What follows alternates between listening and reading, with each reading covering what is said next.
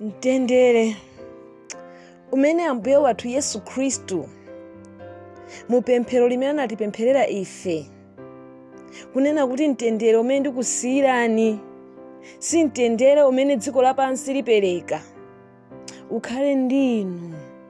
Ndi pemphero langanso mawa muno kwa ife tonse amene tikumvera uthenga uwu, kunena kuti mtendere wa Yehova olonjezedwawo ukhazikike m'mabanja mwanu, ukhazikike m'banja langa, ukhazikike m'mabanja athu, chifukwa tikukhala munyengo imene ili yovuta kwambiri, imene Satana wayiponya nkhondo yake yochuluka pa banja la Khristu.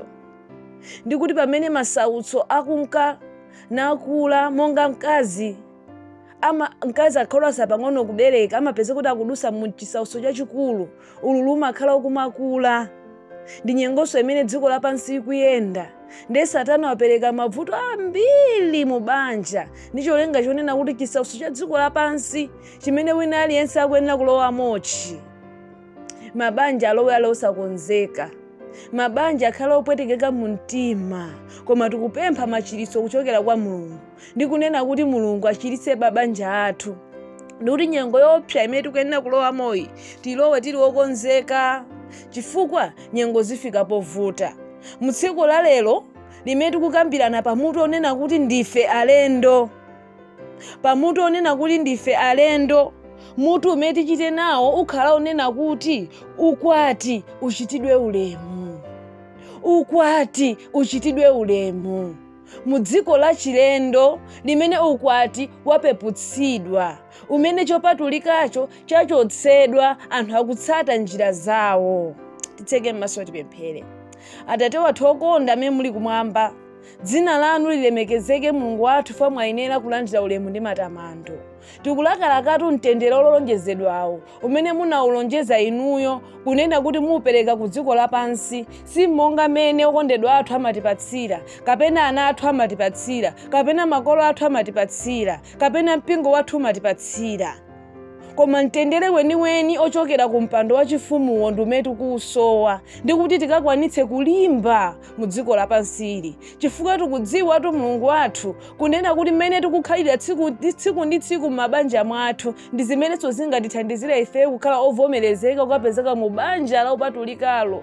Inde mu mzinda umene ife sitikakhala alendo, motero tikupempha chisomo chanu ndi mtendere wanu zikhalitse m'makomo mwathu. Mukhale mphunzitsi wathu wamkulu kutiphunzitsa monga mmene mwana amenena kuphunzitsidwa. Ifenso makolo tikulakalaka kunena kuti inu mukatiphunzitse. Inde achinyamata amene tili nawo tikupempha mukaphunzitse ndinu, chifukwa achinyamata ambiri pakati pathu sakumveranso makolo wawo, akupepusa nzeru yonse yochokera mkamwa mwa makolo amene ali odzozedwawo. Koma tikulakalaka inu Yesu Khristu mukakhale mphunzitsi wathu wamkulu mu dziko la chilendo ili limene tikudusamo, ndikuti mumange mabanja athu mwa chisomo chanu, ndikuti upere muphunziro ili mabanja amene ali osweka Ambuye akamangike mwa chisomo chanu. Inde matemberero amene akhazikika m'mabanja anthu osiyanasiyana akachokemo, chifukwa kuti mawu anu akabweretsa machiritso.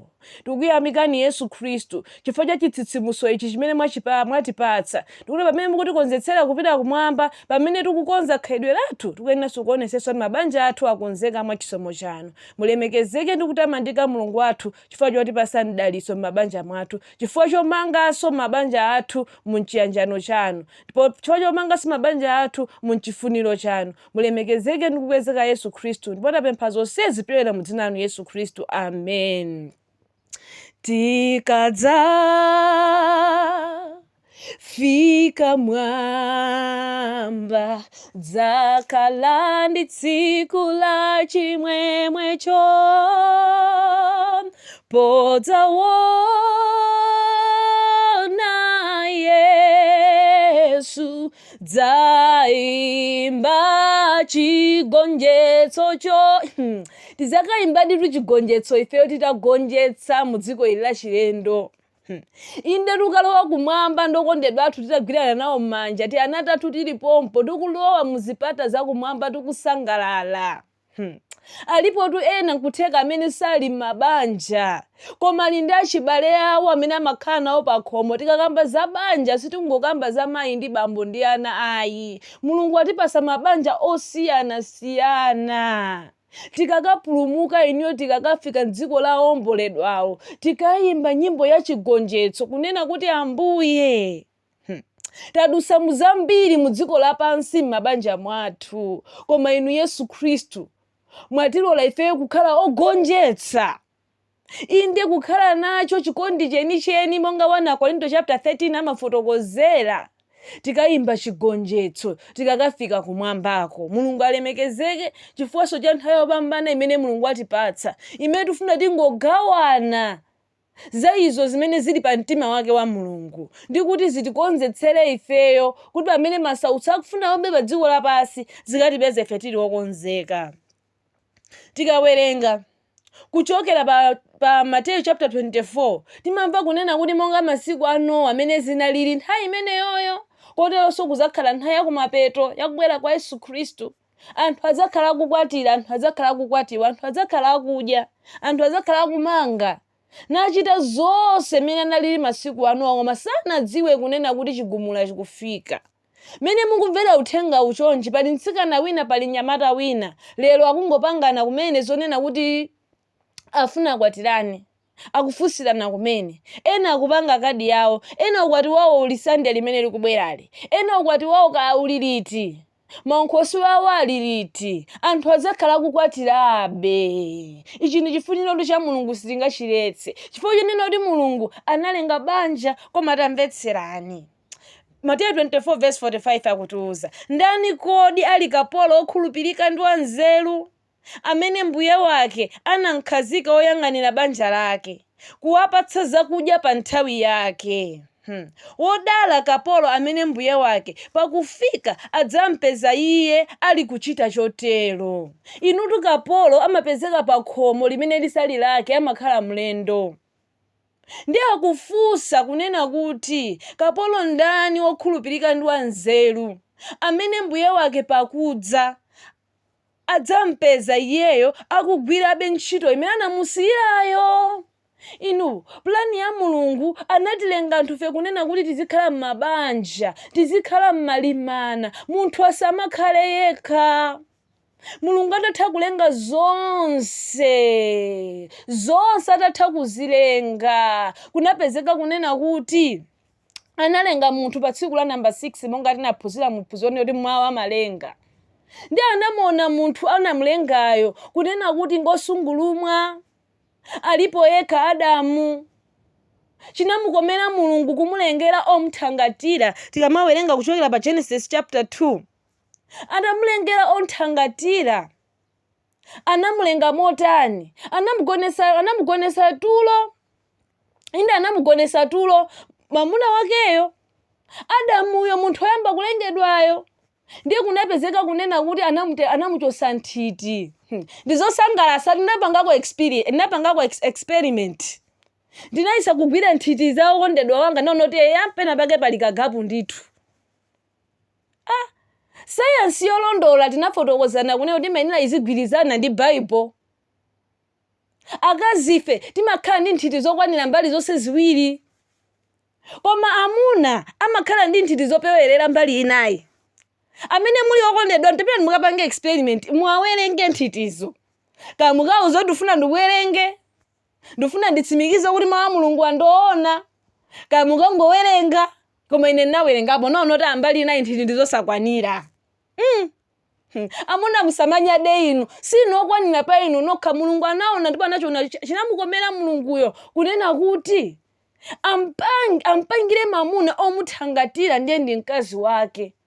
Mamuna kukhala mutu wa banja amene akuyenera kutsogolera. Ndiye akunena kuti wokhulupirika ndi wanzeru, kapolo amene mbuye wake anamuyika oyang'anira banja lake.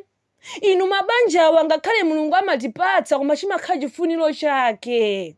Zinthu zonse zimene timaziona, akazi athu, ana athu, azibale athu, makolo athu, si zathu, ndi za Mulungu. Mulungu angotipanga ifeyo kukhala oyang'anira chabe, akapitawo ake, monga Mulungu anapasidwa ntchito oyang'anira zinthu zonse.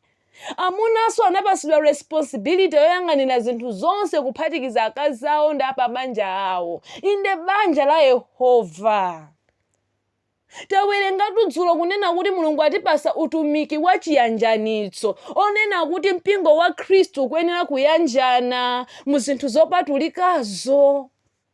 Motero oyang'anira akuyenera kuchita mosamalitsa chifukwa iyeyo ndongotumidwa chabe ndi kapolo tili mu dziko la chilendo.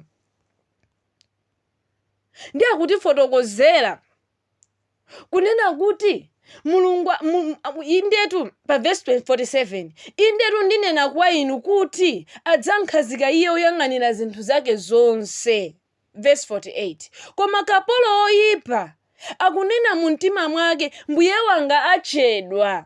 Alipotu ena amene akuona kunena kuti ambuye wawo akuchedwa, inde akapolo amene ali osakhutisidwa ndi zimene Mulungu wapatsa. Amakhala nawo machitidwe osemphana ndi chifuniro cha Mulungu. Kapolo ameneyi akutifotokozera kunena kuti iyeyu pakukhala naona kuti ambuye achedwa, Yesu Khristu akubwera kuchedwa, akukhala motani? Ukwati sakuchitiranso ulemu. Ukwati ukuyenera kuchitidwa ulemu, iyeyu ukwati sakuchitiranso ulemu. Malo mwake wayamba kuchita chani? Nadzayamba kupanda akapolo anzake.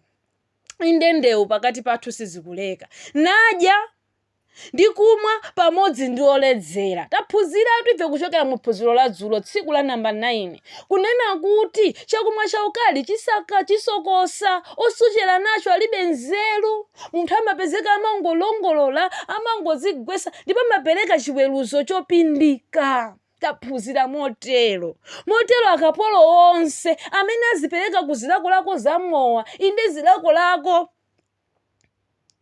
zoma ngoja ija kungoja zina zili zonse, judgment yawo, chiweruzo chawo chimakhala chopindika. Amalephera kusamalira apa banja lawo, inde banja la Yehova. Inu amene muli ndi mabanja zindikirani ichi kunena kuti Mulungu angokupangani ngati oyang'anira.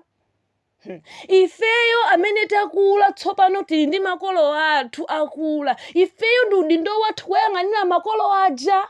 Ngati tisakuwayang'anira Mulungu adzatifunsa inu. Tikukhala tikumapeto kwa nthawi ya dziko lapansi. Tinaphunzira kunena kuti tili ufumu wa kumapeto waphatikiza dongo ndi chitsulo. Chatsala ndi mwalawo, watsala ndi Yesu Khristu kuti abwere mu ulemerero wake.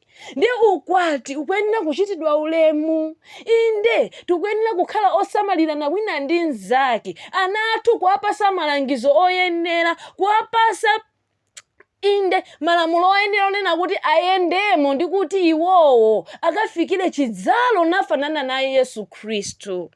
Yesu Khristu akuyenera kukhala olamulira moyo wathu. Tikuyenera kuzindikira kuti pamene tili ndi mayina osiyanasiyana, kuti awa kani mayi Phiri, kawa ni mayi Malizani, kawa ndi mayi ndani, mayina onse amene tili nawo, kamayi Banda, mayina onse amene timadziwa acha, mayina anu amene muli nawo abwino okongolawo. Koma tikuyenera kuzindikira kunena kuti banjali mwini wake ndi Yesu Khristu. Ndipo tikuyenera kumutenga Yesu Khristu kukhala muzi, kukhala ndithu root ya chikondi chathu. Banja athu chikondi chili monga kambewu kamene munthu umene usikathirira pafupi Mzimu Woyera azigweramo. Tamvetserani. Akufotokoza kunena kuti verse 50, mbuye wa kapoloyo adzafika tsiku losamuyembekeza iye ndi nthawi yosadziwa iye, nadzamdula nadzayika pokhala pake ndi anthu onyenga. Pomwepo padzakhala kulira ndi kukukuta mano. Tinaphunzira za chiweruzo inu kunena kuti Yesu Khristu akubwera kuzaweruza malingana ndi ntchito zathu. Ukachoka ku ntchito, ukachoka ku business, ukachoka ku munthu umabwerera pa banja pako. Umakhala membala wa banja lako. Ntchito zimene umachita mu banjamo, zimenezo Mulungu azakuweruza nazo. Koma Mulungu analenga banjali mwachisomo chachikulu ndi kunena kuti ifeyo tikuyenera kukhala omvana, ogwirizana, okhala mchiyanjano. Tatiye tiwerenge kuchokera pa Miyambo chapter 18 verse 22. Miyambo chapter 18 verse 22. Mulungu chitamukomera kunena kuti mwamuna ampangire mkazi ndipo anampangira mkazi kukhala omuthangatira. Nawo apanga iwo kukhala akapolo oyang'anira banja la Yehova. Motero mabanja watukuyenera kuchita nawo mosamalitsa.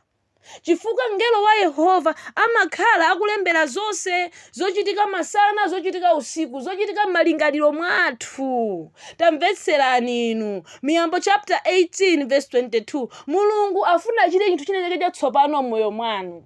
Zakale zapita zakhala zatsopano. Mwavomereza ubatizo, mulowa madzi ndithu mubatizidwa. Mulungu akonzeka kuchiza ndi kukonza mabanja athu, kupereka monso moyo, inde moyo watsopano, mtendere, chifukwa tikumwako ku mitsinje ya moyo. Inu mabanja amene amakhala pansi nawerenga malemba opatulika tsiku ndi tsiku monga banja, amakhala kumwako ku mitsinje ya moyo. Mukoza kukhala kunena kuti inuyo ndi okondedwa anu mukupemphera zipembedzo zosiyana. Izi ndi zimene zili pakati pathu. Ngakhale ili sinakhale plani ya Mulungu, koma ngakhale zili chonchi, pezani nthawi yowerenga Bible limodzi, chifukwa ulendo umene munapanga inu wolumikizana ngati banja munakhazikisidwa kukhala munthu mmodzi. Moto chikhulupiriro chanu chikuyenera kukhala limodzi. Khalani odzichepetsa, funsani, mvula ya masika inde Mzimu Woyera alamulire m'banja mwanu. Akhale mphunzitsi wamkulu amene atakuphunzitseni kuti kodi muyendesa bwanji banja lanu. Ndipo kuwerenga Bible ili mokhazikika, modzichepetsa, monga kamwana tinawerenga kuchoka pa Mateyu chapter 18. Kamwana kodzichepetsako ndikuti tikakhala ndi mtima wodzichepetsawo tizawerenga mawu awo anaphunzirira limodzi, ndipo Mulungu asatiuza choyenera ife kuchita. Chifukwa chani? Miyambo chapter 18 verse 22 akutitsimikizira motere: wopeza mkazi apeza chinthu chabwino, Yehova ankomera mtima. Haleluya! Opeza mkazi apeza chinthu chabwino, Yehova amukomera mtima. Inu mukakhala odzichepetsa kumvetsera pamaso pa Mulungu, ndikulitenga Bible ili kukhala lolamulira ndi lophunzitsa banja lanu, ndifuna ndikutsimikizeni kunena kuti zisomo zifundo za Yehova zimakuyenderani. Mumakhala munchiyanjano chimene ngakhale dziko lapansi limaona kuti koma banja ili ndilopatulikira la Yehova. Komanso si akazi onsetu amene alovomerezeka pamaso pa Mulungu kunena kuti iwowo ndi amene Mulungu amakhala kuwavomereza. Chifukwa cha machitidwe akaziwo ndi amene akuwapanga kukhala m'magulu osiyanasiyana. Miyambo chapter 31 verse 10 amafotokoza verse limene anthu timakonda kuligwirisira ntchito kwambiri tikamawerenga tikamaphunzitsana zokhuzana nkhani ya mabanja. Verse 10, komanso chimene chimakhala chobetchera kwa akazi onse inde kuphatikizapo ngakhale ine ndemwe amene ndikutumikirayo. Akufotokoza: kazi wangwiro ndani angampeze, pakuti mtengo wake uposa ngale. Kazi wangwiro, kazi olungamayo angampeze ndani, amene chikhulupiriro chake chakhazikika ndithu pa zolembera zonse za m'Bible umu, amene satopa kupembedzera banja lake. Koma tazindikirani, ngakhale banja litakhala kunena kuti likuyenda munchifuniro cha Mulungu, Satana amaponyamo mivi yake monga takambira kunena kuti talowa munyengo imene kuli njala, imene chuma chasokonekera, imene kuli matenda, imene kuli zinkhondo, imene kuli zolimbana zambiri pakati pathu, inde kuphatikizapo ngakhale mu banja. Yobu anakumana ndi nyengo zowawa kwambiri. Yobu chapter 1 verse 5 akuti chani: tikanakonda tikanakhala nayo nthawi yokwanira ndikuphunzira kuchoka mu banja lina lililonse limene linalembedwa m'Bible. Mwalembedwa nkhani za mabanja ambiri umu zosawerengeka, zimene tikanakonda kukhala tikuyendamo, koma tingotenga zitsanzo zochepa zimene zingathandizire mabanja athu kuwakonzesera ku nkhondo yayikulu imene Satana akuyimenya pa banja. Ndikuti amwaze mabanja, ndikuti banja lathuli likhale lolimba, tikuyenera kumanga pa maziko olimba inde pa mwala wa pangodya Yesu Khristu. Akutifotokozera kuchokera pa Yobu chapter 1 verse 5 akufotokoza motere: ndipo kunatero atatha masiku amadyerolowa, Yobu anatumiza mawu nawapatula, nauka mamawa, nafukiza nsembe zopsereza, monga mwakuwerenga kwa iwo onse. Pakuti Yobu anati, kapena anachimwa ananga, nachitira Mulungu mwano mtima mwawo. Anatelo Yobu masiku onse. Haleluya. Chinali chizolowezi cha Yobu kupembedzera anaki, kuti mwina anachimwa. Makolo amene mukumva mawuwa, ena muli ndi ana chaka chimodzi, ena anangobadwa kumene, ena afe tili ndi ana ma teenager, ena ali ndi ana kaya ali ma 20 years, ena ma 30 years, ena ma 40 years, kumakolo anu akanalipo. Makolo ndi udindo opempherera ana athu, chifukwa chonena kuti mwina anawa anachimwa nachoka pamaso pa Mulungu. Ndiye tikuyenera kupempha Nkhoswe Mzimu Woyerayo kunena kuti konse kumene akupitako azikhala ndi chikumbumtima chofuna kumvera mawu a Mulungu, ofuna kumvera chilamulo, chifukwa kuti masiku ali oyipa. Inu tazindikirani, Satana akalephera kugwetsa mayi ndi bambo kuti akhale anthu osalumikizana, amakawapasa kambewu kamwana ndithu kovuta ka rebellion, kambewu kakusamvera kamapezeka kaponyedwa mumtima mwana wa mwano, mwana osamvera, mwana osalemekeza makolo, mwana onyoza. Baibulo linafotokoza kunena kuti ana oterewa sakuyenera kukhala ndi moyo ayi. Koma kodi tikuyenera kuwapha anawa? Iyayi, tisatero. Chisomo cha Yehova ndi chokwanira. Akuti pakuchuluka machimo chisomo chimachuluka. So tikuyenera ifenso kuchulutsa mapemphero, kuwapemphera achinyamata amene ali pakati pathu. Ndikunena kuti akhazikike muzopatulika za Mulungu izi. Chifukwa akakhazikika nawonso ikazakwana nthawi yofuna kupanga zisankho zokwatira, azapanga zisankho zoyenera, monga kwalembedwa kuchokera pa 1 Timotheo chapter 7, 1 Timotheo chapter 1 Korinto chapter 7, kunena kuti sitikuyenera kukhala ophatikizana ndi anthu osakhulupirira. Zimenezi zimene zingatithandizire ifeyo kuyenda chifuniro cha Mulungu. Mawu a Mulungu akutiuza kuti chani? Ukwati ukuyenera kuchitidwa ulemu. Zinthu zimene zinachitika kalelo zizachitikanso. Tikawerenga kuchokera pa Levitico chapter 18, komanso pa Levitico chapter 20, Levitico chapter 18 kuyambira verse 7 mpaka na 18, Levitico chapter 20 kuyambira verse 11 mpaka 21, timaona zolembedwa za zimene ana Israeli anachenjezedwa, komanso zimene ngakhale ifeyo tikuchenjezedwa masiku ano, kunena kuti sitikuyenera kuzidesa ndi maukwati osavomerezeka. Maukwati osavomerezekawa ndi monga munthu kukwatira ndi apongozi ake, ndi chamanyazi. Munthu sakuyenera kukwatira ndalama ake. Alipotu ena amene mumasunga ala mwanu nyumba mwanu, koma mumawazembera Mulungu akukhululukireni. Komanso iwe amene ukuzemberedwawe, zindikira kuti lero ukuchita tchimo, kuchita chonyasa. Ubwenzi umenewo umunyasa Mulungu.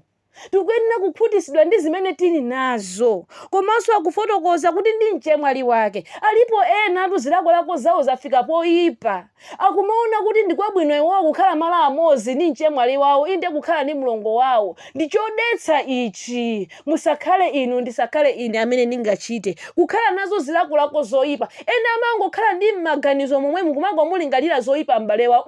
Koma sister wangayi uyu, koma brother wangayi uyu akanakhala kuti simbalonga ndikanamukwatira. Akuti naphunzira amene maphunzira phunziro la malamulo, kunena kuti kungomusirira mkazi wachimwa kale. Ndi nthawi yakukonza twino, ndi nthawi yakutsitsimuka ndi kukonzaso. Ndi chifukwa chake uthenga uno wafika kunena kuti ukwati uchitidwe ulemu. Ena amasirira anthu amene amagwira nawo ntchito ku ofesi. Ndi tchimo limenelo sitikuyenera kukhala nacho chisiriro china chilichonse. Mulungu akuyenera atithandize ife kukhala okwanitsidwa, okhutitsidwa ndi zimene tili nazo, kuopa kuti kambewu kamene kanali kanjerekeziko onyenga wa dziko lonseyo kakhoza kuphuka mwa ife nabereka zipatso zonyasa zimenenso ngakhale ife pasogolopo zachita nazo manyazi. Akutifotokozera kunena kuti ngakhale kukwatira munthu wokufa, anthu ena amakwatira anthu okufa ino kunja kuno. Kukwatira nyama, inde kumagona ndi nyama, milandu imene ndeni pena paliponse dziko lina lililonse sikuonanso mayiko iyi. ngakhale kuno ku Malawi ilipo, tikuyenera kupewa zimenezi. Inde ngakhale mchitidwe ogona mamuna ndi mamuna zake, mkazi ndi mkazi nzake, zimenezi malemba akulesa pa Levitical chapter 18 komanso pa Levitical chapter 20 ndi malo ambiri. Izi zomati za LGBTQ zimenezi Mulungu akulesa. Inde ngakhale chiwerewere kwa iwo amene sanalowe mbanja, ngakhale atakhala kunena kuti afusirani akuti promise to marry. Hey, zobvesa chisoni. Ana ang'ono akuziononga. Ndikufuna ndikuzeni chilungu, ndikufuna ndikuzeni chuchuchu achitsikana amene mukumvera. Komanso makolo amene ndi ana akazi tikuyenera talangize ana ang'onowa kunena kuti nkhansa ya chiberekero, makaliyazi amene amayinyamula ndi amuna. Ngati mnyamata ngati mamuna wakalowa mwa mkazi amene ndi khansa ya chiberekero, iye amakayinyamula. Iyeyo sadwala ifoti chiberekero alibe. Ndi amayinyamula kakagonanso ni mkazi wina amakayipereka kumene kucha. Ndi chifukwa chake matenda wasakutha. Ndikakugwirisira ntchito makondomu ndizosathandiza zimenezo ndi tchimo. Satana wangobweretsa zinthu zikuzivindikira kunena kuti anthu apewe matenda. Ndi kuti tipewe khansa imene ikubwera ya mchiberekero. Mbali ina ndikupewa mchitidwe ogonagona ndi anthu. Ndi bwino kukhala munthu okhulupirika ndikuzakhala naye mamuna mmodzi. Ndamvetserani akutifotokozera kunena kuti komanso mabanja amene alosavomerezeka, maukwati amene alosavomerezeka ndi anthu amene amazigona okha, inde masturbation, azimayi azibambo akuchita zimenezi. Ngakhale anthu onena kuti ali m'mabanja achitsikana akupanga zimenezi. Akakhala achitsikana achinyamata opa Mulungu amati sindikufuna kuzidesa ndikugona ndi mamuna nzanga, ndikugona ndi chibwezi changa, kapena ndipeze chibwezi ndizipanga nazo zinthu izi, koma mwina ndizingozithandiza ndekha. Ndi tchimo ndithu. Pempherani mphamvu kwa Mulungu yokupasani chigonjetso. Muzazikwatisa nokha kwa ziwanda. Inde zosaukisazo Mulungu akuyenera atithandize ife. Komanso kuli mchitidwe okuonera ndi kuwerenga zolaula. Mulungu chitidwe umenewu amadana nawo. Sikoyenera kunena kuti munthu uzikhala nayo nthawi yomaona zolaula. Mene thupi la munthu analilengera Yehova, munthu sungaone zolaula iwe thupi lako osamva kutenthedwa kwina kwake. Koma tikuyenera kukonza ndi kupewa zimenezi. Mwangozi zolaulazi zikumapezeka mafilimu amene mwina akufuna ngopereka uthenga mwina wachilengedwe, kaya uthenga osamala chuma, kaya uthenga opemphera. Tikumapeza anthu akumajambula pa screen masini amene akumapangisa anthu kukhala ndi zilakolako zoyipa. Moto tikuyenera kukonza makhalidwe athu. Muzaone mamuvi amayikamo XXX, akayikamo XXX ndona amakhala kutanthauza zoti mu filimu imeneyoyo mupezamo muli zogwirisira ntchito mowa, foja, madrugs. X winayo ndi chiwerewere, ndi chigololo chimene atachilengezemo. Komanso X winayo ndi nkhondo. Mafilimu onse amene akumatuluka masiku ano, kaya achikristu kaya chani, Hollywood sitingayidalire ife kukhala yotipasa ifeyo zoti tizimvera nati sangalatsa. Ingoti chosa chabe pa ulemerero wa Mulungu. Tatiye tizisiye izi zimene Satana akuzitenga kumagawo ake amene akuwapereka akuwayika m'makomo mwathu, inde m'mafoni athu. Ndicho ngoti tikopeke kuonera zolaula. Sikungonera zolaula zokhazokhazo, zina zikumapezeka ngakhale mu zinthu zimene zisakuyenera kuti zikhalemo. Ngakhale mu nyimbo zimene zimapangisa malingaliro anu, kukupangisani kuganiza molakwika. Zimenezo tikuyenera kuzipewa. Komanso china maukwati ena odetsedwa ndi mitala. Mulungu anamulenga Adamu ndi Hava anthu awiri, nawapatula iwowa kuti akhale monga banja. Ndipo ifeyo tikuyenera kuyenda mu zimenezo. Tikutha kumva kunena kuti komanso ana sakuyenera kukwatisidwa mu njira ina iliyonse. Ana sakuyenera kukwatisidwa inu. Kugwirira kwina kulikonse sikuyenera kupezeka pakati pathu. Chimene Mulungu anachika mbanja chopatulikacho ndichofunika kuchitidwa anthu atakhala kuti agwirizana ali muchikondi osati mongakamiza mu njira ina iliyonse. Kumene kundi kulakwa pamaso pa Mulungu. Mulungu akuyenera atithandize. Mulungu akuyenera kusamala, akuyenera kupambanisa mabanja ake mu chipulumutso chake. Tawerengani inu, ngakhale Yobuyo olungamayo anadusa munyengo zowawa za dziko lapasili, Mulungu anamuchitira chifundo anampasa ana 10. Amawapembedzera koma anakumana ndi nyengo zowawa mu nthawi imodzi. Tikawerenga kuchokera pa verse 21 akufotokoza kunena kuti nati ndinatuluka m'mimba mwa mayi wanga wamaliseche ndidzachokaso. Yehova anapatsa, Yehova watenga, lidalitsike dzina la Yehova. Mwa ichi chonse Yobu sana chimwe kapena kunenera Mulungu cholakwa. Anthu tikakhala m'banja timadusa munyengo zosiyana-siyana. Chuma chimatha kusokonekera pakati pathu, thanzi limatha kusokonekera. Yobu anali bilioneya, koma mu wiki imodzi anapezeka zonse zimene anali nazo kuphatikiza ana ake onse anali zonse zinali zitatha zitachosedwa, kungosala mkazi wake yekha. Mulungu ndi wabwino inu. Isaki mayi yake atamwalira anatonthozedwa ndi mkazi wake Rebeka.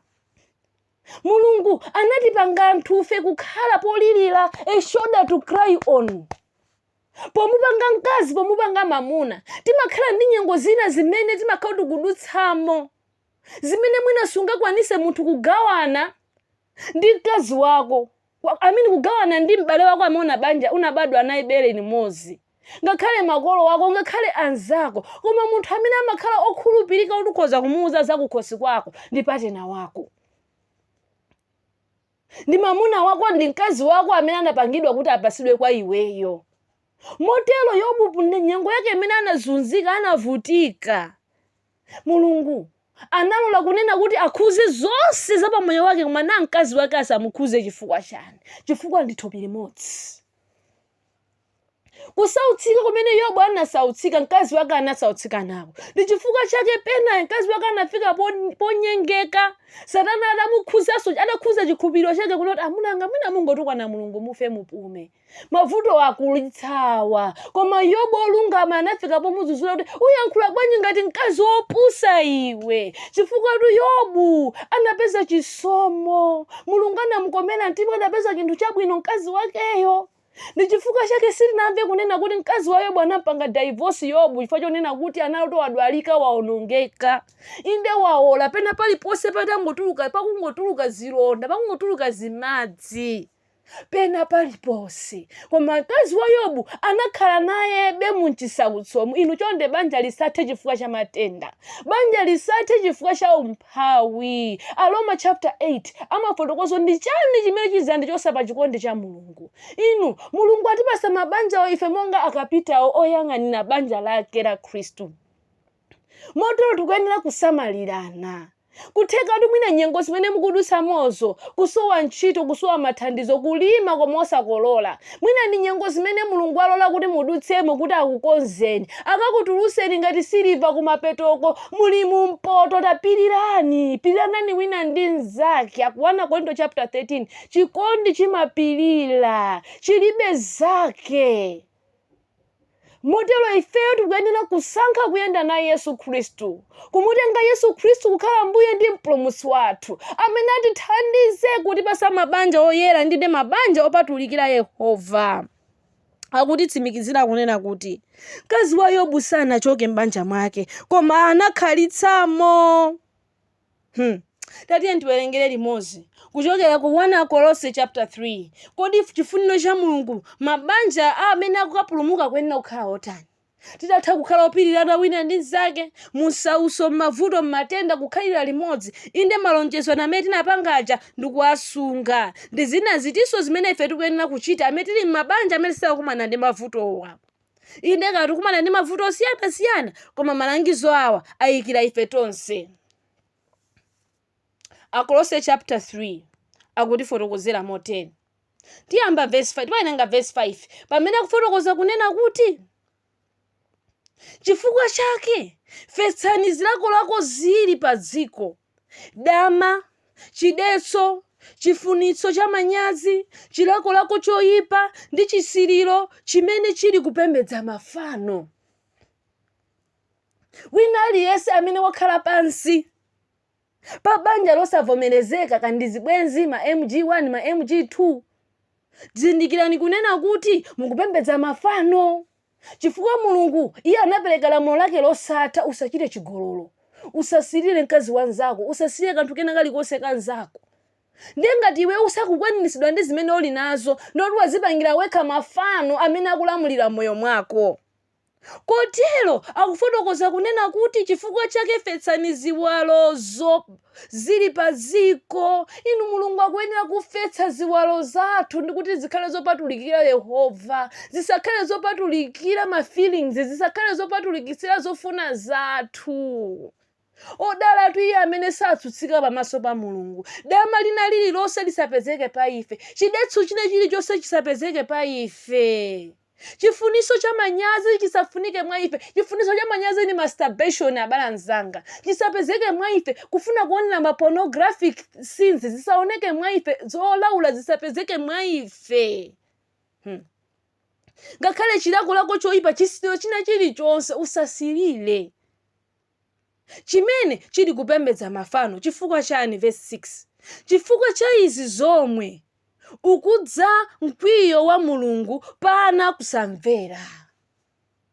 Mulungu akuyenera kutichitira chifundo inu. Achinyamata kumafika mwina pona mizika kunena kuti kuti mwina ndisampase mimba tingogwirisa ntchito kondomo. Koma tazindikirani inu, ana a Yuda Mulungu anawaononga chifukwa chonena kuti onana anathira pansi ndi chimodzimodzi kugwirisa ntchito kondomo.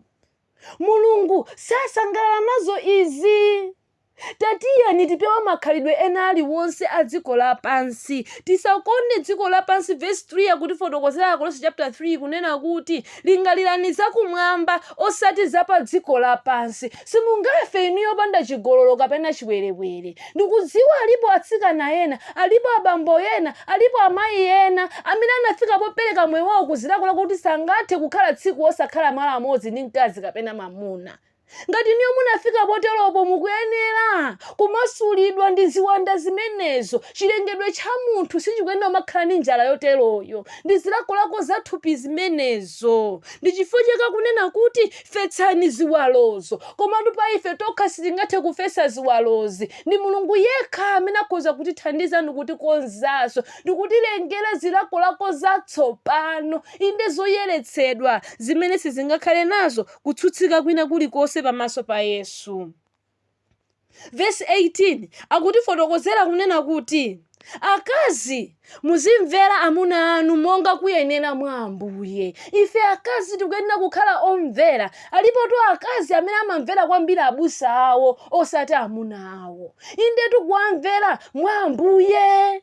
Pali zina zimene amuna anakhoza kukuzani tiye tiphe mwanayi. Osamvera zimenezo akukuchotsa pamaso pa Mulungu. Pali amuna ena afuna kukuchotsa iweyo pa choonadi chimene wachiphunzirachi, akuti tiyamvere mwa Ambuye osati mwa thupi. Chifukwa amunako ali nazonso zilakolako zawo zofoka, nawonso akufuna kupembedzedwa. Koma kuti kumvera kwathu kukuyenera kukhala kuwamvera koyenera mwa Ambuye. China chilichonse chimene amuna ako angayankhule, amuna anga angayankhule, ndikuyenera kuchiyeza ndi malamulo a Mulungu, ndikuyenera kuchiyeza ndi malemba a Mulungu. Kuti kodi malemba akuti chani? Ndipange corruption, ndichite chinyengo, ndiziba ku ofesi, tikhwimire ana. Iyayi osamvera. Tsutsani nawoni amenewo. Verse 19 amuna inu kondani akazi anu ndipo musawawawire mtima iwo. Amuna kuti mukonde akazi anu musawawire mtima iwo. Mudziko limene tikukhalali azimayi ambiri ndolemetsedwa ndi ntchito pa khomo, asamalire ana, apite kumunda, akagwire ntchito. Tikawerenga Miyambo chapter 31 mkazi wangwiro uyu timabona anapeza munda, amapanga bizinesi, ali ndi azakazi amayang'anira, amasokera zovala zake banja lake. Zonsezo akupanga ndi mkazi uyu. Musawawire mtima. Inu yomonga mutu wa banja yesesani kukhala omuthangatira omuthangatira mkazi wanuyi.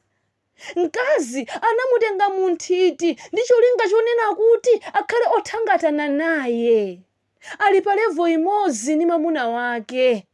Motero amuna musazitenge ni kukhala pamwamba kwambiri, musazitenge kukhala wapamwamba kuposa Yesu.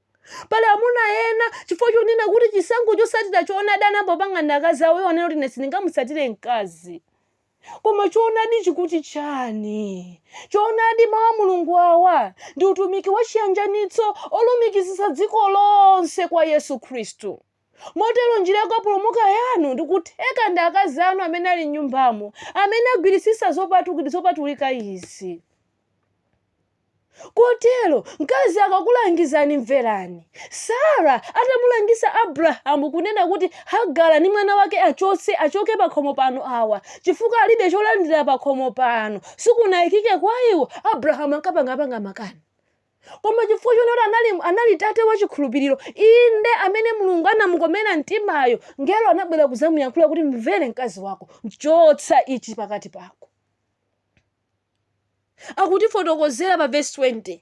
Ana inu mverani akubalani inu mzonse pakuti ichi Ambuye akondwera nacho. Ana chondera zimverani makolo.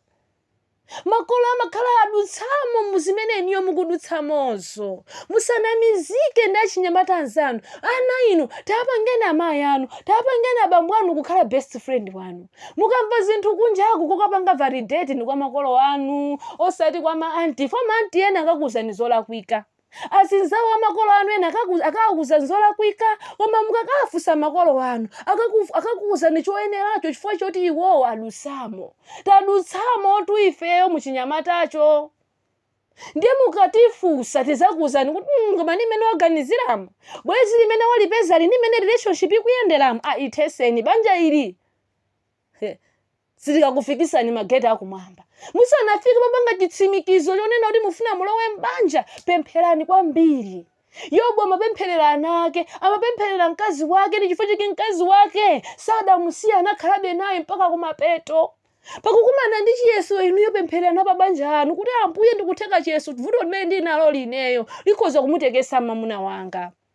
Tazindikirani, Baibulo timawerenga nkhani za achina Hana amene sanalo obala, achina Rakelo amene sanalo obala, amene analo owuma, amene analibe mphamvu, analibe mphatso ya ana. Mabanja lero akumafika pokutha chifukwa chosowa ana mbanja. Koma zindikira m'bale wanga, inde mayi zanga amene kudusa muchivuto ichi, pempherere mwamuna wako, chifukwa vuto limene uli nalo iwe losabala ali likhoza kumpangisa mwamuna wako kukhala oyang'anayang'ana, omwazamwaza maso kuti mwina kapena ndikapeze mwana kwida, uyu mwina ndimusiye. Koma tapemphera iwe.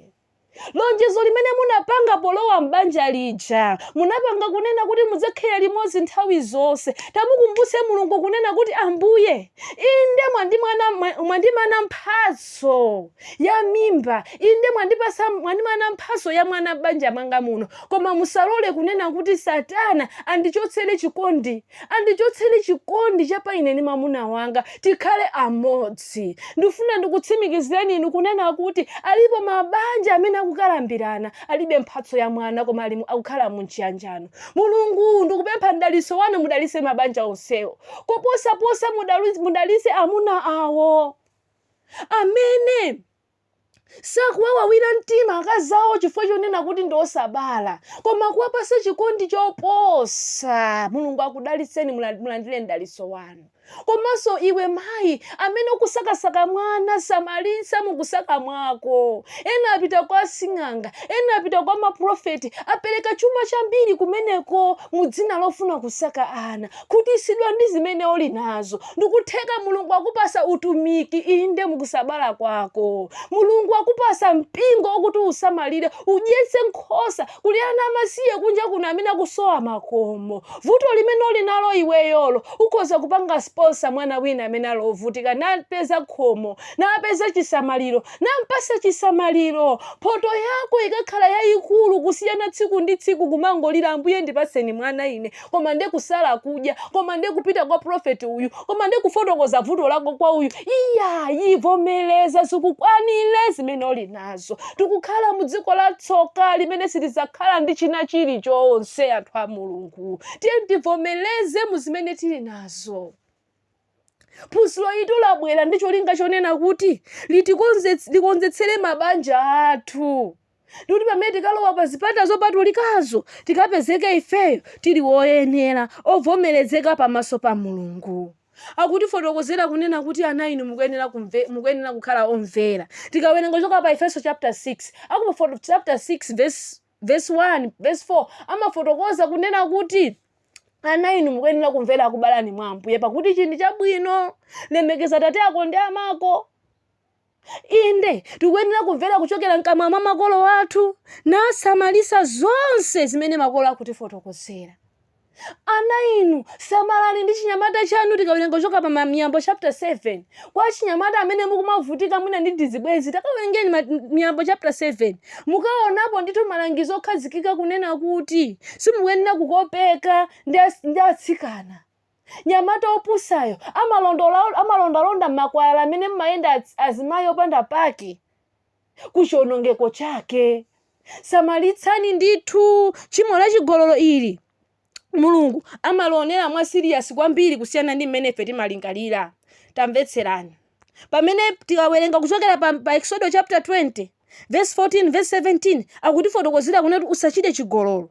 Verse 17 akunena kuti usasilire. Sitikuyenera kukhala nacho chisiro china chilichonse pakati pathu. 1 Korinto chapter 6 verse 18 akuti chani? 1 Korinto chapter 6 verse 18 akuti chani?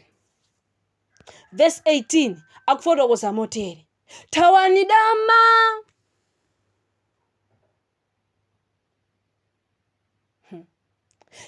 Tchimo lililonse munthu akalichita lili kunja kwa thupi, koma wachiwerewere achimwira thupi lake la iye yekha. Pewani mkazi wachiwerewere muthaweni, ndi manda okumbikiratu ndi bwinja. Iye amene amayenda ndi akazi achiwerewere azamaliza ndi nyenyeswa. Tikawerenga kuchokera pa Miyambo chapter 6 verse 25 amatifotokozera motero. Motero ifeyo tikuyenera kupewa chonyasa china chilichonse, chifukwa kunena kuti kapena simudziwa kuti thupi lanu lili kachisi wa Mzimu Woyera amene ali mwa inu, amene muli naye kwa Mulungu, ndipo simukhala inu nokha, pakuti munagulidwa ndi mtengo wake wapatali. Chifukwa chake lemekezani Mulungu thupi lanu. Inu Mulungu akuyenera kulemekezeka thupi mwathu muchina chilichonse. Yense wakuchita dama, yense wakuchita chiwerewere achimwira thupi la iye yekha. Munthu ukozopita kokabauko ndikubazo kuzisiyapo koma zili apo. Koma nachigololo nachiwerewere chimakulumikizisa ndi munthu wina. Mulumikizana ndi anthu angati inuyo, mukhala ndi makhalidwe a anthu angati inuyo, pakuti chimene chimalowa mthupi mwa munthu ndi chimene chimampanga iyeyo. Tikuyenera ndithu kusamalitsa kwambiri ndikupewa mchitidwe wachiwerewere, mchitidwe wachigololo umene uli pakati pathu. Tamvetserani. 1 Yohane chapter 2 verse 16 verse 17 akuti pasaso chenjezo lina limene tikuyenera kusamala nalo pamene tikukhala masiku ano akumapeto, pamene chikhalidwe chafika povunda. Tikuyenera kuchita motani? 1 Korinto chapter 2 verse 17 akufotokoza moteni. Tiyambira verse 16 akufotokoza moteni: pakuti chilichonse cha dziko lapansi, chilakolako cha thupi ndi chilakolako cha maso, mayitanidwe matamandidwe a moyo sizichokera kwa Atate koma ku dziko lapansi.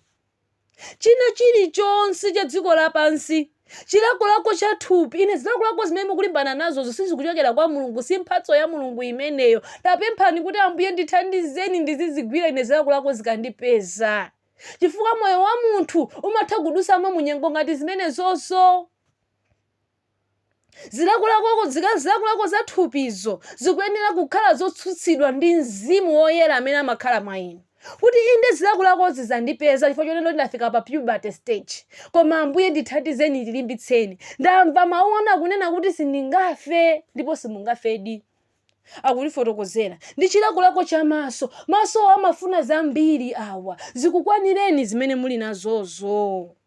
ndiye tukama kudutsani kumango kudutsani cholinga kakukopeni koma tsekani maso anu ku dziko lapansi akhazikitseni maso anu m'malemba awa kumvetsera nyimbo zodzutsa cha uzimu mwa inu osati kumvetsera nyimbo zimene zingadzutse zilakolako zoyipa kukutsogolerani kuchita choyipacho. Matamandidwe a moyo sizichokera kwa Atate koma dziko lapansi. Mzimu uwu ndi wa dziko lapansi umene ukupezeka m'makachisi osiyanasiyana, ndipo dziko lapansi lipita ndi chilakolako chake chimene tikuyenda kuchizindikira abale anzanga pamene tikuyenda mu dziko lapansi, kuti dziko lapansi lipita ndi zilakolako zake, koma iye amene achita chifuniro cha Mulungu akhala ku nthawi zonse. Aleluya!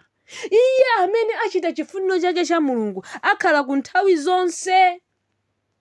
Tikudziwa inde tikukhala mu dziko lapansi limene maonekedwe a anthu ena amakhala okopa, koma langizo likunena kuti chani?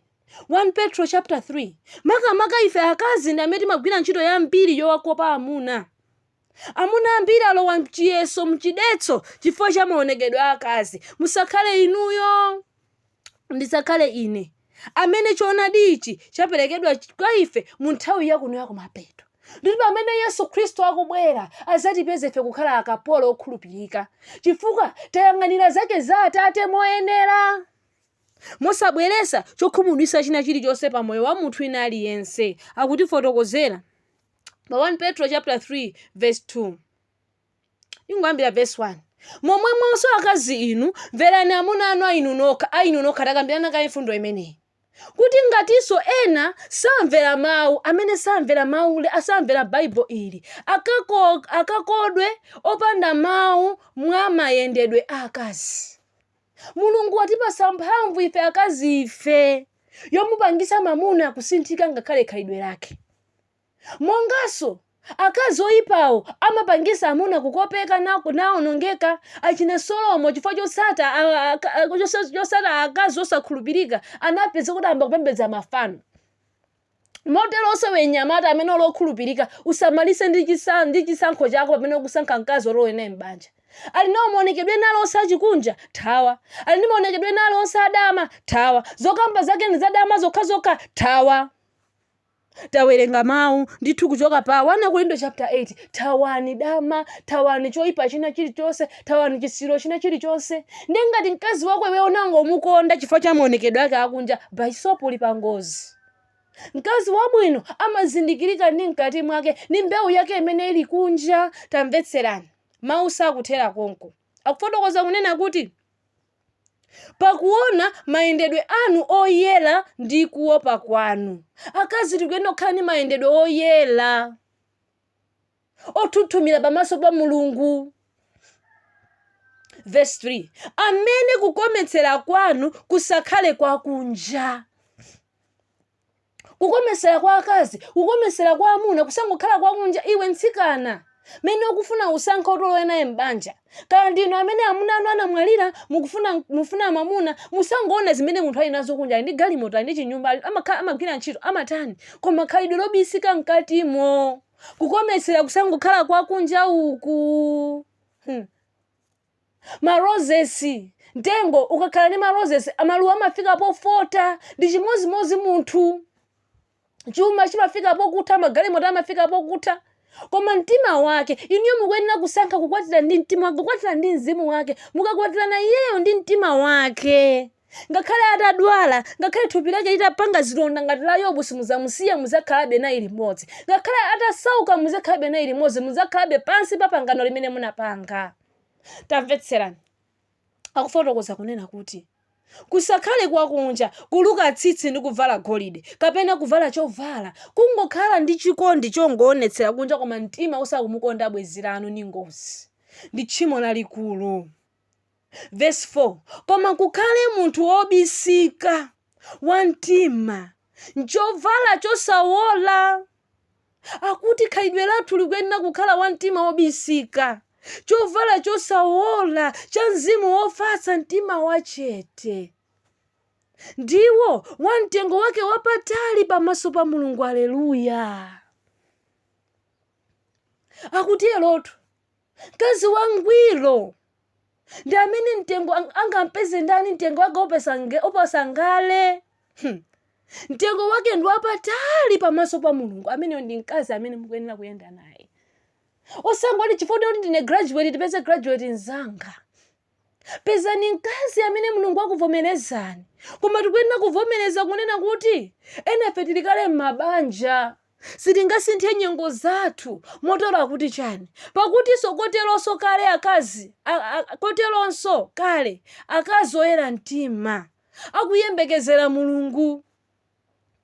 Tikuyenera kukhala akuyembekezera Mulungu. Tikuyenera kukhala odzikometsera pamaso pa Mulungu. Mulungu akationa zitiyamikira, tikavala ifeyo tikamapita kunjaku. Lisamakhe thupi lathu lotiyamikira fo tavala zodinda-dinda, zokopa. Kuti tifuna tikope ndani? Wavala zina miniskirt, wamangamanga mutu mwako zinthu zimene Bible silikuvomera kunena kuti osatoluka tsitsi kapena nkhale, zimene zimangokopa ndi kufola mitima ya amuna amene ali osakhazikika, amuna amene ali opusa, amene mapazi awo amatsogolera kuchiwonongeko. Ukwatinu kuyenera kukhala ochitidwa ulemu. Ndi chifukwa chake tikukambirana za chinthu ichi. Tikuyenera kukhala omvera Yesu Khristu yekha, osakopeka ndi ziphunzitso za nyengo zimene Satana waziponya mu dziko lapansi. Chimene chimandiopsa ine muzipembedzo zimene zimatsitsa Bible ili, ngakhale mavalidwe silimalemekeza. Ziphunzitso zimene zakakamira Sunday ndizi zimene zikulimbikitsa kunena kuti anthu azikwatirana amuna okhaokha, ku apostolic pano agawanika, ku Methodist pano agawanika, ku Katolika pano agawanika, chifukwa cha nkhani yodalisa maukwati osavomerezeka pamaso pa Mulungu. Munthu azikwatirana ndi galu, munthu azikasintha ziwalo zimene Mulungu anamulenga nazo. Chimo chonyasa chili pakati pathu. Mtsogoleri wa dziko lonse lapansi amene amazimva kukhala chaplain United Nations iyo, chaka chathachi mu December anafika pofotokoza kunena kuti ndikovomerezeka amuna ndi amuna okhaokhatirana. Wachibwerenzanso chinthu ichi ali ku Belgium, kumene amafotokoza kunena kuti ndikoyenera mpingo wa Katolika kuvomereza iwo amene akufuna kukwatira ndi munthu amene akufuna kukwatirana naye. Musawaletse. Principle ya Satana ndi imeneyo. Aloleni. Koma ukwati ukuyenera kuchitidwa ulemu. Aheberi chapter 13 verse 4 akutifotokozera motere. Aheberi chapter 13 verse 4 akutifotokozera motere. Ukwati ukuyenera kuchitidwa ulemu. Palibe so langizo lina lililonse limene Mulungu angalipereke kusiyana ndi limeneli. Verse 4 akutifotokozera. Ukwati uchitidwe ulemu ndi wonse. Ndipo gona pakhale posadetsedwa, pakuti Adama ndi achigololo adzawaweruza Mulungu. Akutifotokozera ife kunena kuti ukwati uchitidwe ulemu ndi onse, ndi anthu onse, ana, atsikana, anyamata, amabanja amene simuli pa banja, azigogo. Ukwati ukuyenera kuchitidwa ulemu nthawi zonse. Pogona pakhale posadetsedwa, pakuti Adama ndi achigololo adzawaweruza Mulungu. Titatha kukhala okhulupirika mu zinthu zonse, ukwati ukuyenera kuchitidwa ulemu. Mulungu akuyenera kutithandiza ndikumanga mabanja athu. Ndikutheka atu m'bale wanga, mwina banja lanu sili kuyenda, tikukumana ndi nyengo zowawa zosiyana-siyana. Pa verse 6 la Heberi chapter 4 cha Heberi chapter 13 akutifotokozera motero. Kotero kuti tinena molimbika mtima, mthandizi wanga ndi Ambuye sindidzaopa, adzandichitira chani munthu. Inde ngakhale tingakumane ndi nyengo zosiyana-siyana zowawa. Verse 9 akunena kuti musatengedwe ndi maphunzitso a mitundu ndi achilendo, pakuti nkokoma kuti mtima ukhazikike ndi chisomo, kosati ndi zakudya zimene iwo adazitsata sanapindula nazo. Akutifotokozera ifeyo kunena kuti monga amatupi anyama, tikuyenera ifeyo kukhala osakopeka ndi maphunzitso a mitundu amene adza ku dziko lapansi. Kuti munthu akhoza kusankha kukhala chimene iye akufuna, akhoza kukwatirana ndi munthu ina aliyense amene akumufuna. Tikuyenera kukhala ife adindo eniyeno opatulikira Yehova mu dziko ili la chilendo. Ndikumutenga Yesu Khristu kukhala mthandizi wathu osogolera banja lathu. Ndikuti likamangike mwa iye Yesu Khristu inde pa Thanthwe lolimbalo limene silingagwedezeke. Kuti ngani nsautso otani tikakhala tayambana m'banjamo tiye tikambirane, tiye tiwerengerane 1 Korinto chapter 13. Amene anapanga define chikondi chenicheni chimene chikuyenera kukula m'mabanja mwathu. Ndokhaokhatu amene akwanise mbendera zepa 1 Korinto chapter 13 amene akapezeke womboledwawo. Tikhoza kukhala olalikira, tikhoza kukhala abwana, tikhoza kukhala achuma, koma ngati sitikonda pa banja pathu, ngati sitikuyang'anira moyenera pa banja athu, sitizalandira mphoto. Tizatayika monga kapolo oyipayo amene tamuwerenga. Tikuyenera kufetsa ziwalo zathu zonse zimene zimangotitengera ku uchimo. Ndikunena kuti Mulungu atipase mphamvu, ndikuti Mulungu atipase chipambano pamene masiku akupita kumapeto. Makomo athu akuyenera kukhala otseguliridwira iwo amene alibe pokhala. Tisamangolira pakukumana ndi mavuto ena aliwonse. Tikuyenera kumutenga mwamuna wathu, mkazi wathu kukhala omukhuthulira za kukhosi kwathu osati abwenza dziko ili. Tisakodwe machitidwe onera zolaulazi. Ukwati ukuyenera kuchitidwa ulemu. Ndiye uthenga umene Mulungu anatikonzera mu tsiku la lero. Ndikhulupirira watsitsimusa moyo wanu, watsitsimusa moyo wanga. Ndikunena kuti Mulungu atipasanso chiyambi chatsopano. Titseke m'maso tipemphere. Atate wathu okonda amene muli kumwamba, dzina lanu lilemekezeke Mulungu wanga chifukwa cha malangizo amene mwatipatsa.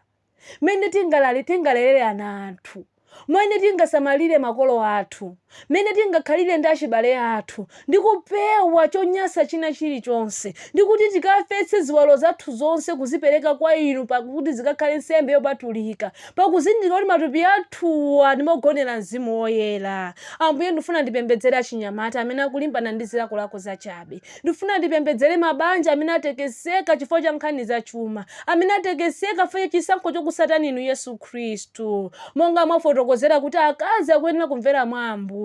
Tikupempha Nkhoswe Mzimu Woyera mulowerere mu banja lina lililonse, inde mwa iye yense amene wamvera uthenga umangani mabanja athu mu chilungamo chanu. Tikuyenera kupanga zisankho zotuluka mu mzinda kupita kukakhala kumudzi, koma apa banja ena akukana. Tikuyenera kupanga zisankho zosata sabata loona Saturday nalipembedza, koma apa banja ena athu akukana. Ambuye tikuyenera kupanga zisankho zolowa mu ubatizo opatulikawu, koma apa banja ena akukana. Tikuyenera kupanga zisankho zokudya zoyeresedwa zokhazo, koma apa banja ena akukana, kukakamiza ena kumaphikirabe nkhumba, mbewa ndi zina zotero zodetsedwazo. Ambuye ndikupempha mwakhululukire. Tikupempha Mulungu wanga mukagwetse mvula ya choonadi khomo lina lililonse limene mukupezeka mwana wanu. Tikuti Mulungu wanga tisaphinjike mpaka nakalekale. Monga Yobu munamuchotsera chovuta chake, chomuzunza chake, nambwezeretsera ulemerero, nambwezeretsera mtendere. Tikupemphereranso kuti mtendere mabanja mwathumu mmene Satana watekesa wabweresamo mbewu yachitayiko. Ambuye tikupempha mudalitse mabanja athu, tipaseni mtendere wanu olonjezedwawo, ndikuti tikalowe ufumu wakumwamba ndi mabanja athu. Inde monga Nowa anapeza chisomo pamaso pano, napulumuka ndi mkazi wake, napulumuka ndi ana ake ndi apongozi ake. Ifenso tikulakalaka Ambuye tikapulumuke ndi mabanja athu, tikapulumuke ndi ana athu, ana awonso akapulumuke. Mulungu wathu tikupempha zisomo zitigwere ife. Chisomo chinamugwera Nowayo chigwerenso mu banja lina lililonse limene muli mwana wanu, amene akupemphera usana ndi usiku kuti pulumutsana pa banja pake. Chonde Mulungu mverani pempho lathu, pakuzindikira kunena kuti inu Yesu munadza kupulumutsa chotayikacho, ndipo simunalole kunena kuti wina aliyense akatayike. Ndi chifukwa chake tikupemphera mawa uno, kupempha zifundo, kupempha zisomo ku mpando wanu wachifumu. Tipaseni mtendere mabanja mwathu, tipaseni unity, tipaseni harmony, tipaseni communion yeniyeni yochokera kumwamba. Ndikuti tikakhala okondana wina ndi nzake, chikondi chosaona chuma, chikondi chosaona thanzi, chikondi choopa inu Mulungu. Mulemekezeke Yesu chifukwa choti mwalowa makomo mwathu, ndipo mukhala mwala wapangodya. Ife tazindikira tsopano kunena kuti ndife oyang'anira chabe m'mabanjamu. mukhale mthandizi wathu kuti paso upangiri woyenerera ndikuti pakukumana ndi nyengo zosiyana-siyana m'mabanjamo tikachite nazo moyenera. Mulemekezeke ndikukwezeka Mulungu wathu chifukwa chonena kuti mwayeretsa pogona pathu, mwayeretsa mabanja mathu. Ukwati uchitidwa ulemu kuno ku Malawi komanso mabanja wonse dziko lonse lapansi amene kwayikika chipulumutso. Tapempha zonsezi kupyolera mu dzina la Yesu Khristu. Amen. Kumbuka lonjezo unalonjeza pamene unkabatizidwa, mapangano a ukwati unapanga pamaso pa Mulungu. Kumbuka lonjezo unalonjeza pamene unkabatizidwa, mapangano a ukwati unapanga pamaso pa mpingo. Rasabara kori we umasunga chachi kumawezera, misongano yoikika umapita kapena mwapanya pangano. wachikoni we nyamara ni msongana uchitaza seri, misongano yoikika gori umapita kapena mwapanya pangano.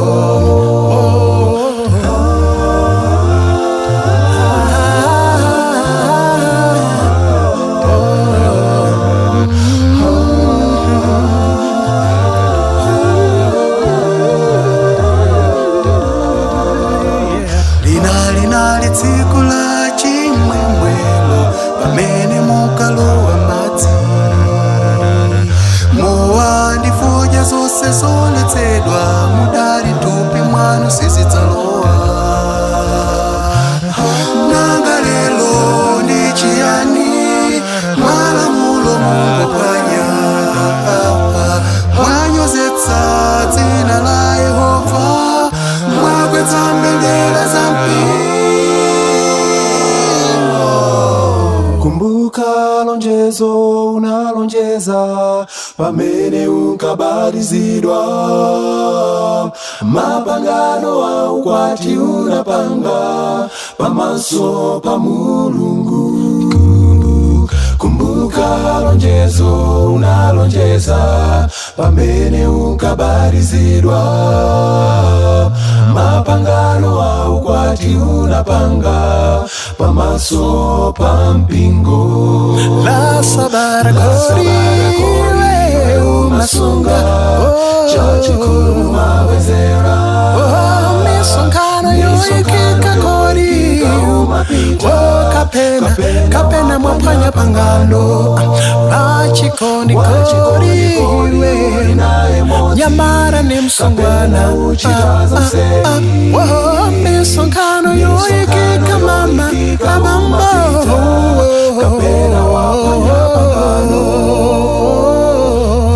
Koliba inusiaja munkalonjeza wakonda mayiwa kufikira imfa, nakatsono inu mayi muchita bwanji zikwezi za mseri pakuti mudalonjeza mudzakonda ubengo.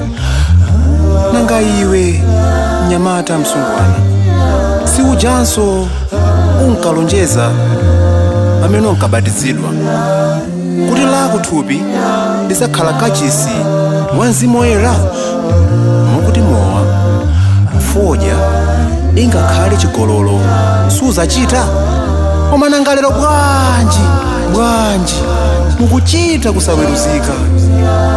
Takumbukirani inu m'buku lopatulika muli nkhani ya Hananiya ndi Safira. Adamulonjeza Mulungu koma sadakwaniritse. Akuti tu ndikwabwino kusalonjeza, kusandikulonjeza nkusakwaniritsa. Kumbuka lonjezo.